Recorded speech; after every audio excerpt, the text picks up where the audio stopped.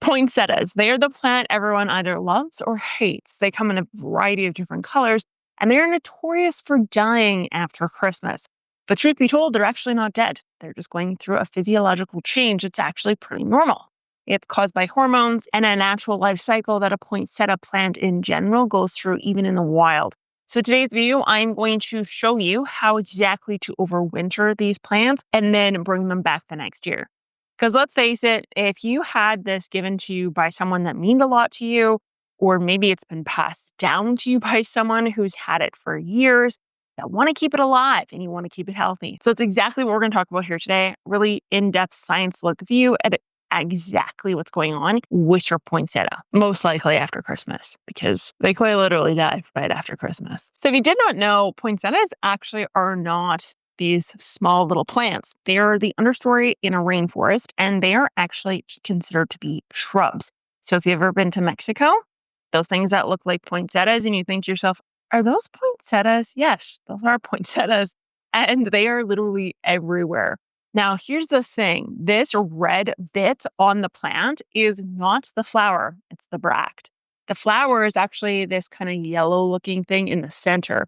I can go over exactly what's going on with this in a separate video because what they spray onto these plants is actually very commonly used in the horticultural world for a number of different plants, not just these poinsettias, but hydrangeas, orchids, you name it. So with that being said, if you do choose to keep this alive over several years, you can expect it to get relatively large because it is not a small plant. It is a shrub. So the most important thing to note when it comes to poinsettias is what they need for their roots. So they are very sensitive to what we call hypoxia, a lack of oxygen in and around the roots caused by excessive levels of water. So these tinfoil packages they come in are going to be your nemesis. So you always want to make sure you're actually taking this off when you go to water. And you don't want to rewater it until the first at least 2 inches of the pot is dry. This will allow you to avoid hypoxia, allow for the proper oxygen to infiltrate into the root zone, which in turn means proper nutrient uptake, water uptake, etc., and so forth. So I think that's number one. And that rule applies even when they go into this dormancy phase that we'll talk about in a little bit. We always want to watch that watering.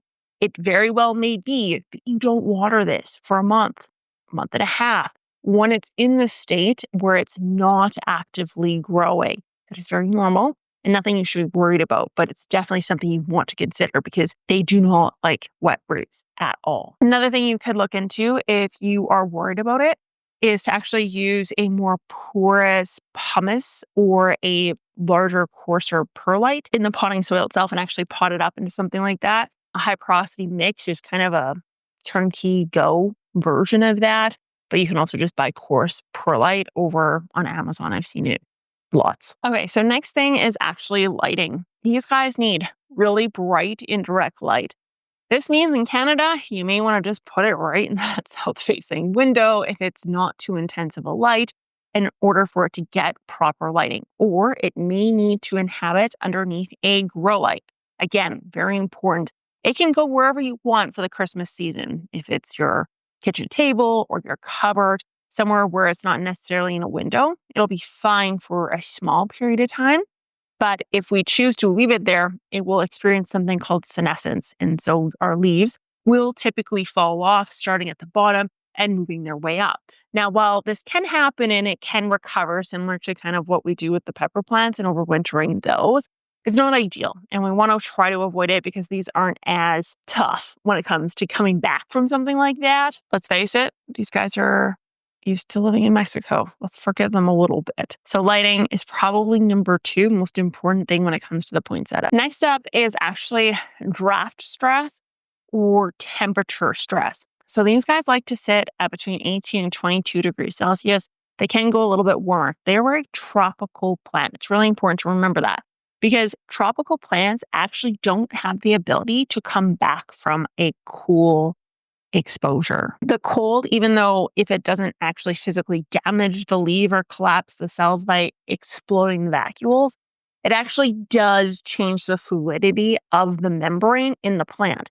And they're not very good at repairing themselves or coming back from that. And again, while it doesn't look like mush, what we typically see when we think of cold disruption.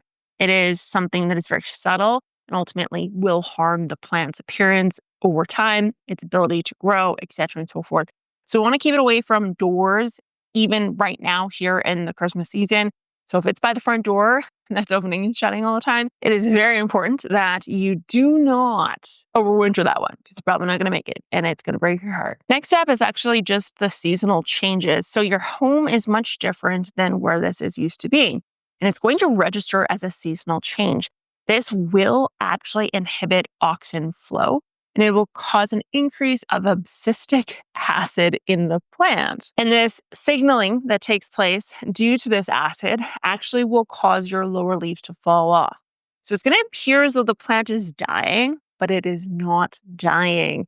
It is actually just going into a dormancy phase where you shouldn't lose all your leaves, but you're going to lose some. And don't be shocked if it's over half. This does not, again, mean it's dying. It means it's going dormant, and you can bring that plant back very easily in the summer months. And if you're enjoying this video and all the science-based tips in it, then I highly encourage you to hit that subscribe button, hit the notification bell, because that is what we do on this channel. Just science with plants and soil for funsies. Okay, so the next really cool thing is actually breaking apical dormancy.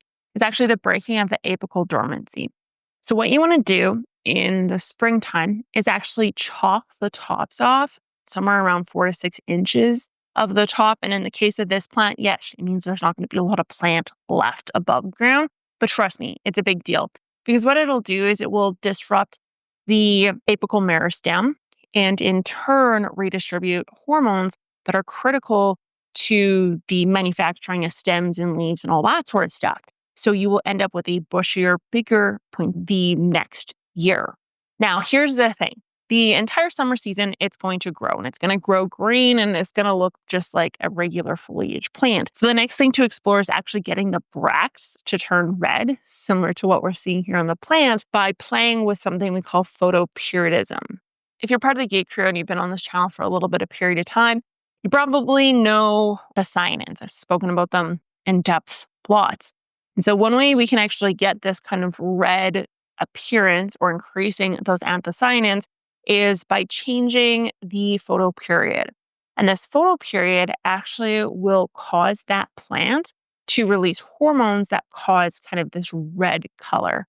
And we do this via changing our daylight hours.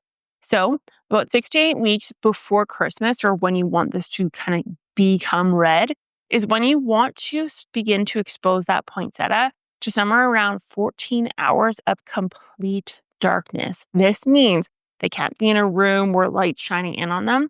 They can't be outdoors. If you're in Canada and you have longer days, you need to put kind of like a bag over them of some sort to block out that light. And that will actually trigger kind of this red coloration. The red coloration you see on it, or the pinks or the lime greens and all those other colors you see, actually aren't caused by any photoperiodism. It's caused by a chemical. But in the case of what we're going to try to do, because we don't have access to those chemicals, is photoperiodism. And actually, oddly enough, I have some really good proof of it being a spray on this plant. And that's why I picked this plant out.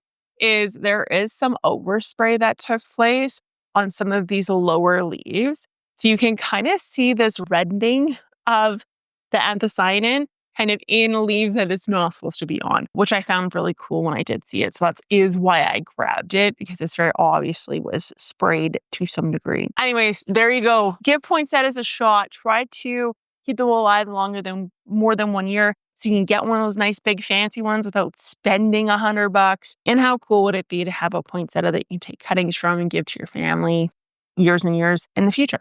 Pretty cool stuff. So, Geek Crew, I want to thank you guys so much for watching. And this is what Google says you should watch.